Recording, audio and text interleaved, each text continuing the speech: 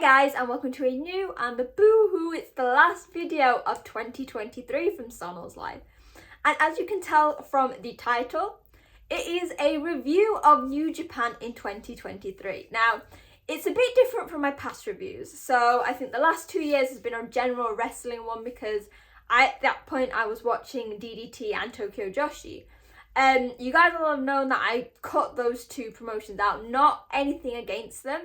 Because again, I still think they're amazing and at some point I will come back to them. Just I was figuring out that with New Japan, my work, and then balancing it with my other likes and actually trying to have a life, it was really hard to keep up with three promotions who are very much full on and like with no strict schedule like Western companies. So we are back for the 2023 version just for New Japan. So hopefully this will interest you guys because obviously this channel is mainly New Japan. Now I'm going to have a look at the different months of the year. So we're going to go chronologically to start with. All of the big standouts, what happened. And then going to look at the best and worst parts of New Japan this year because yes, I am always positive about New Japan. But everybody has their flaws, even New Japan. And then I'm going to look at my MVPs and LVPs of the year. So this is sort of based on, you should go and follow them, subscribe, they're amazing. True Heel Heat. So I do loads of stuff with them. And also like Ace Techers. SP3 will always do the like most value player and least value player. So we'll do that. And then I'm just going to do an overall like what I thought of New Japan this year and what I want from next year. So yeah. It might be the last video of 2023, but let's leave it on a high. Okay, so I had to make notes of this because I feel like when everyone asks me what happened in the year of New Japan, I end up forgetting things because so much has happened since January. If you think about it, there is a tour or even two each month. You have big tournaments, you have big shows, and it's like, if you blink, you will forget something. So I wrote stuff down. So we obviously started 2023 with Wrestle Kingdom. Wrestle Kingdom 17. It was a phenomenal show. It was back to one. We had two really strong matches. So we had, the whole card was strong. With all of these, you can probably go back on my channel and find full reviews. So we had Wrestle Kingdom and there we had Jay versus Okada for the heavyweight title, which saw Jay lose again. And then Kenny versus Ospreay for the IWGP United States Championship. Now this was sort of a big precedent for what would happen during the year. That was, especially with Jay and Okada, it was a lot of build-up to stuff that would happen in the upcoming months. And then Ospreay and Kenny, we obviously know that this led to a really massive feud that probably for many had some of the best matches of the year. This one I think was one of their stronger because they also had a match at Forbidden Door.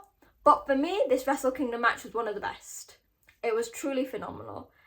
We also had other stuff happening that month. So the world came to its knees when New Year's Dash saw Kazuchika Okada and Kenny Omega team up for the first time in New Japan history against the United Empire.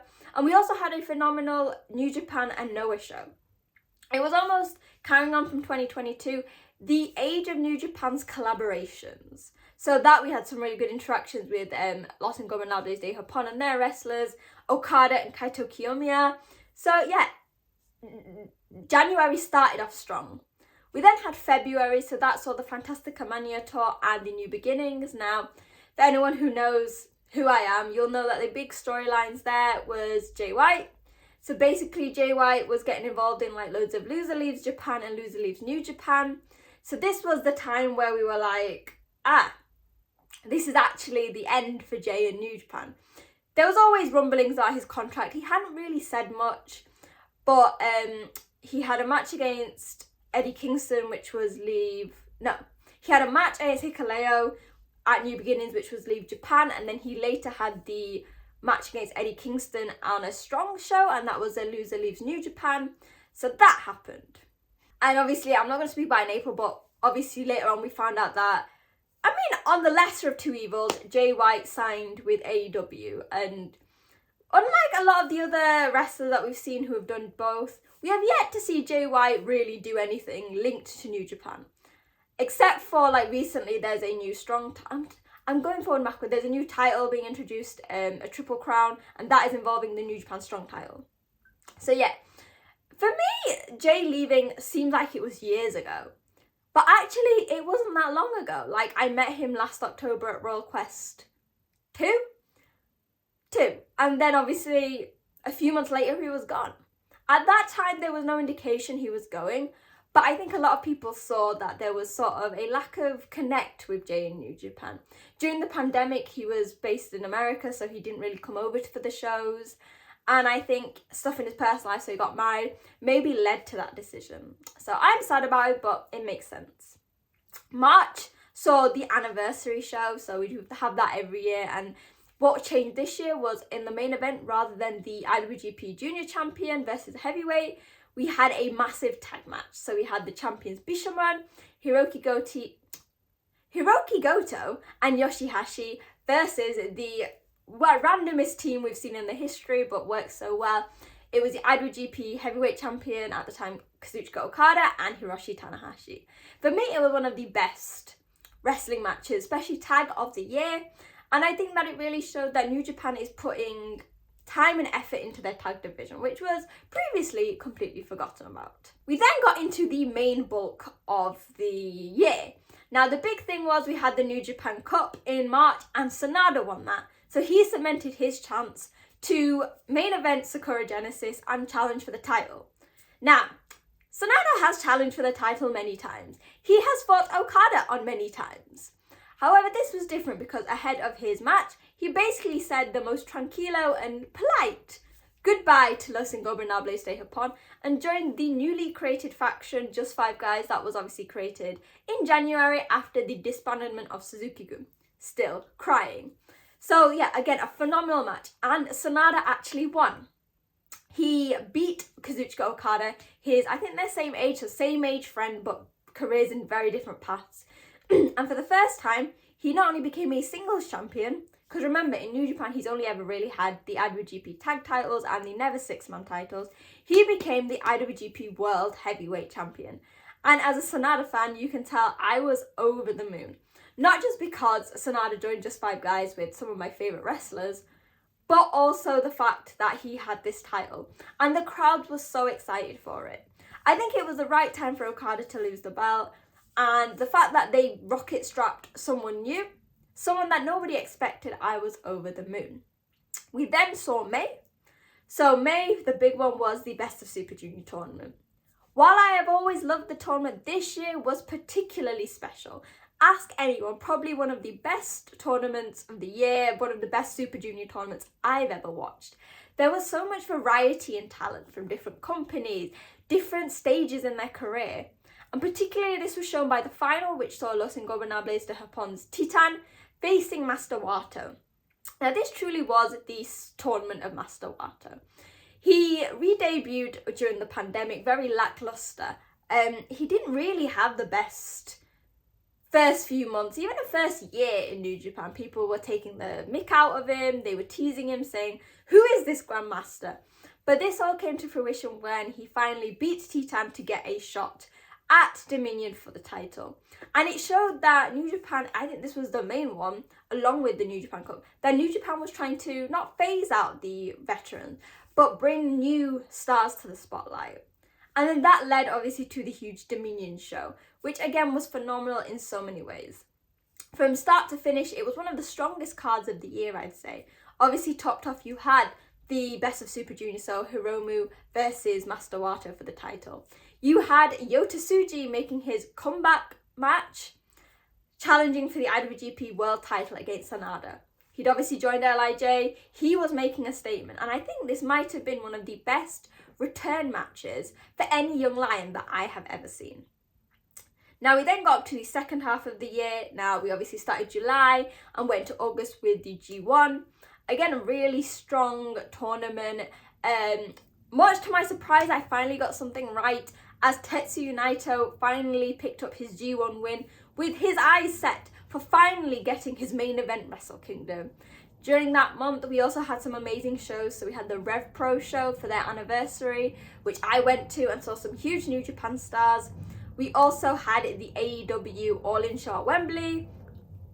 Again, you can look at my reviews for both of those things, but they involved big talent from not just New Japan, but AEW all coming to the UK. And I think from that point, that was one of the strongest first half of the year that New Japan has ever seen. We had lost some talent, so this was around the time that Aussie Open had been signed to AEW, much to my sadness, because Tony Khan keeps stealing the ones that I love.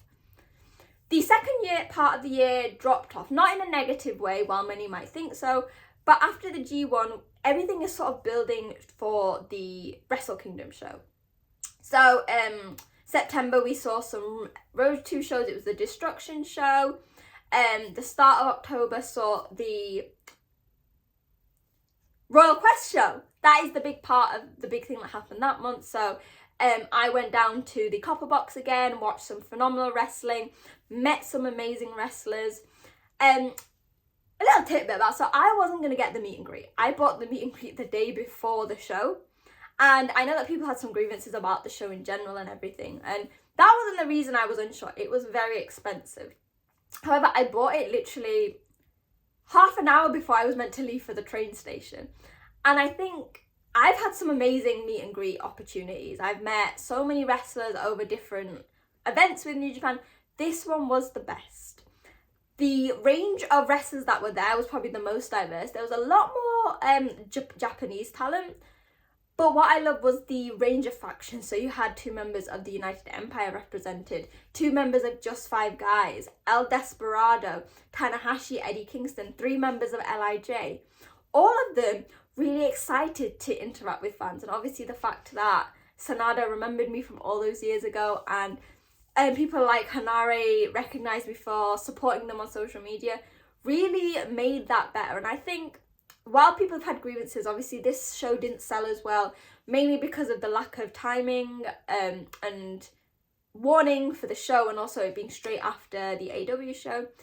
It wasn't as busy, but I think that New Japan is still putting on phenomenal shows and should continue to come to the UK, please.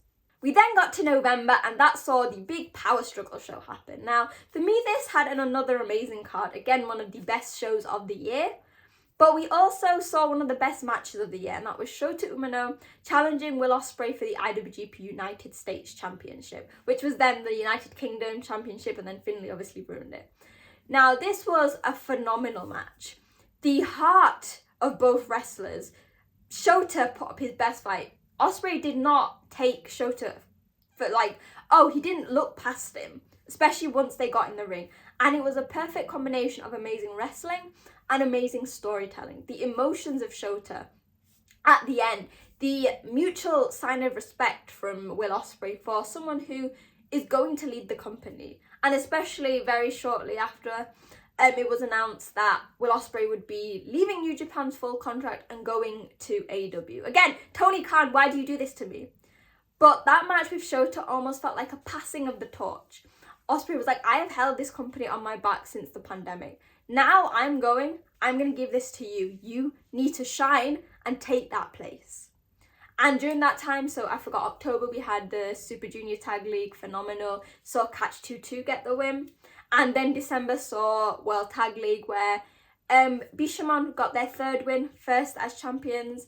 And again, all of this was leading up to Wrestle Kingdom, which is going to happen next week. I'd say by the time this video comes out. It has been a great year of wrestling, and obviously there is going to be some strong points and some low points. So for me, the best parts of this year was giving Sanada the title. They really wanted to change the complexion of the top card, and having Sanada there really did it. They put someone new, someone that the crowds loved. It was phenomenal. Similarly linked to that, the transitional period of them pushing the young stars. While none of them have titles now, and people will say, oh, but Sonal, it didn't work. It is done in the subtle ways, whether it was having Master Wato win the Best of Super Junior, the spotlight on the Reiwa Musketeers, bringing new talent from other companies, making new teams, showcasing the young lions we've got now and bringing new ones in. New Japan is at a transitional period, and I really think that they are going to go into 2024 respecting the veterans, but also allowing the new guys to shine. And also, the junior division, I think, has thrived this year. With Hiromu holding the belt, it has been beautiful. We've had so many different stars coming and challenging, And Hiromu's been on like this world tour, so it's been great. And more importantly, and I'm going to speak about him later, the New Japan World Television title, like that's what it's called. In January, this new belt was created, won by Zack Sabre Jr., and he has become the most winningest champion in New Japan, holding the belt. Hopefully he'll hold it after World Wrestle Kingdom, but for an entire year with so many successful defenses against the young, the old, the new, the veterans in Japan, in America, everywhere. Phenomenal. The lowlights, there have been some. So Sanada's reign, while was phenomenal to start with, has been a victim of bad booking. And I guess the timing. The people he has fought against haven't really been the top stars. You've had young lions, well, returning young lions, junior heavyweights. He's not had that one standout veteran performance and won't until Wrestle Kingdom. The booking of Kaito Kiyomiya this year, so he surprised everyone by being an entrant in the G1 and also in World Tag League. And as my good friend SP3 said, did Kaito Kiyomiya shit in Gedo's back? And also I think the imbalance of New Japan's relationship with AEW. I've mentioned this before on videos, but we seem to be losing all of our New Japan guys to America and to AEW. And while it's expected, it feels like AEW is saying, oh yeah, we'll take all these people, but it's fine because we've got this relationship. Yet the relationship, while it's doing great, we have some great names, especially for likes of Wrestle Kingdom, still feels a bit unequal for me. Like I said, where there's positives, there's always going to be negatives, but I think generally this year has been a standout year for New Japan. MVP of the year, I've got two, and they're both British guys, so Will Ospreay and Zack Sabre Jr. I think it speaks for themselves. The titles that they've held has so much prestige. They have, especially with that, they have flown the New Japan flag worldwide, and I love that. The LVPs, the losers, it's just generally House of Torture. I don't need to dwell on this. Watch any of my videos that you think House of Torture will make an appearance, and that is what you will get. So yeah, that is my 2023 New Japan review. Again, you'll probably say, but Sonal, you missed this. You didn't go into detail on this. There's so much wrestling from New Japan throughout the year. There is hardly a month goes by without huge shows. So it was obvious that I was going to miss something. But this was just like a whistle-stop tour of the big moments that happened and my thoughts on it. Like I said, I think New Japan has shined this year. Of course, it's not going to be a beautifully straight road, a beautifully calm road. The second half of the year really has struggled compared to the amazing first half.